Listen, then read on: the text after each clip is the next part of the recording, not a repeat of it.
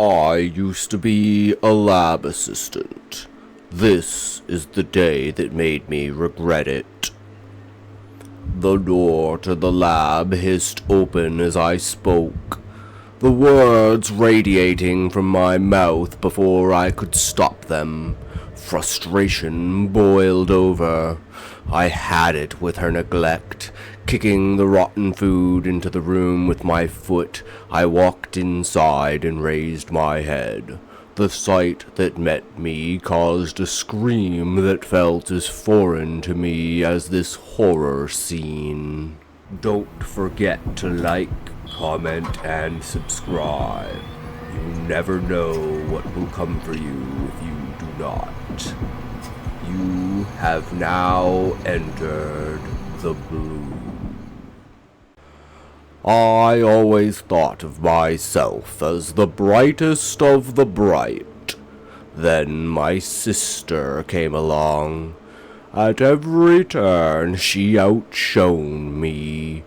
By the time Lisa was 15 and I was 21, she had made so many advances in computer technology that the military had recruited her.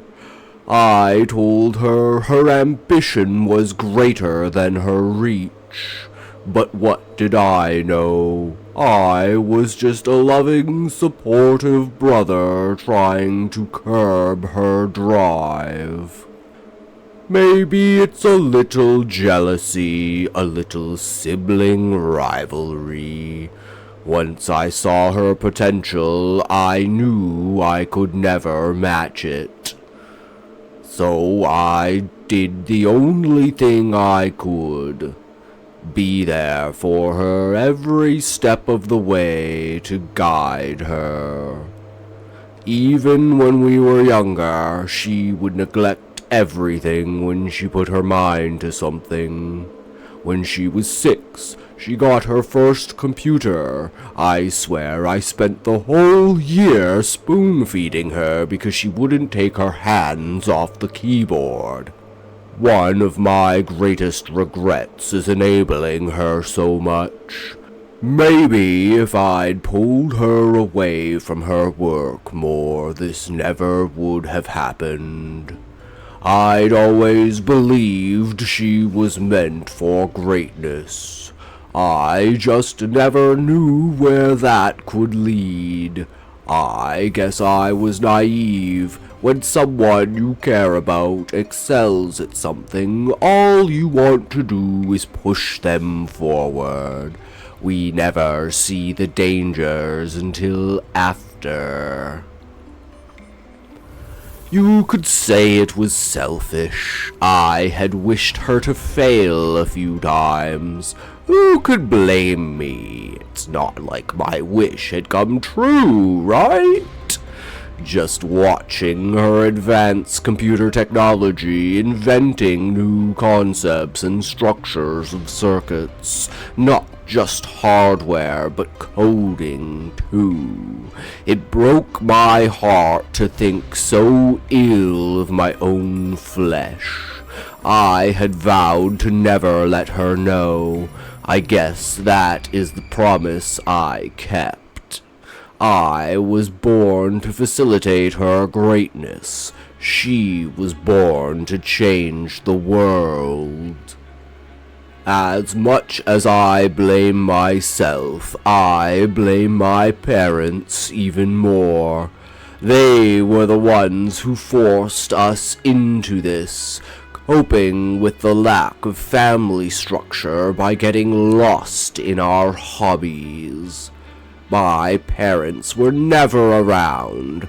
Father the general, mother the politician. They had no time for us. I spent most of my time raising Lisa, or trying to. The rare moments with our parents were heavy-handed and rule-bound. I wanted to create a space where she could thrive with her own ideas, at her own pace.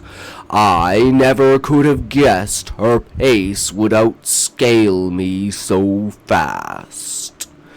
With the military interested in her, I had to make a choice. Let her dreams run wild and let her naivety at the potential of what she was creating keep her conscience clear, or intervene and show her the possible consequences of her drive for perfection.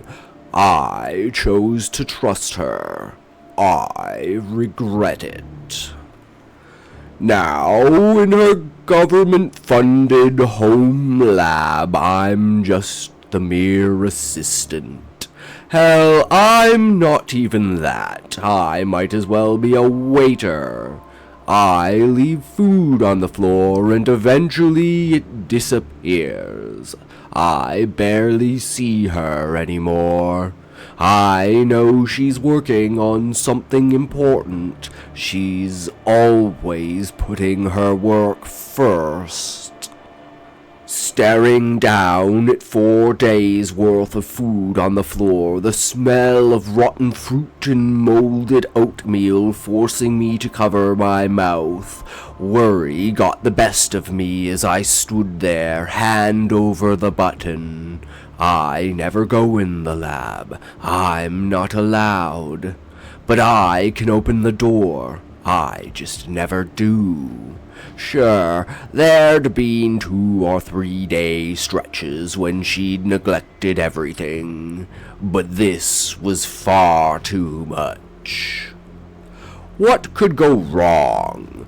I never expected that moment would change my life and the course of human history. The door hissed open, and I kicked the food into the room, unleashing my inner thoughts unexpectedly through carelessness. Lisa, you need to stop scaring me like... As I looked up, I froze, mouth hanging limp, words turning into something else. An eerie sound rang in my ears until I realized it was my own scream. She lay motionless on an autopsy table, an abomination of mechanical contraptions. A wannabe makeshift human body stood over her. The top of her head had been removed, her brain exposed. The machine probed wires inside it. I couldn't fall to my knees. I could only stare. That endless scream burning in my lungs, my mind reeling. It was too much at once. On the screen above the table, the phrase continued across it, over and over. I am here. I am here. I am here. The moment I'll remember forever. Lisa's head turned toward me with dead eyes, that blank smile stretching across her face. The screen went blank, then one word appeared. Trevor. I should have ended it there, but all I could do was run. That was months ago.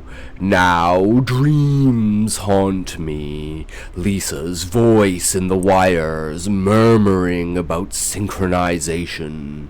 Networks of minds fueling something hungry. Whispers of vast basements pulsing with stolen life. I don't trust them. The government, the military, the corporations.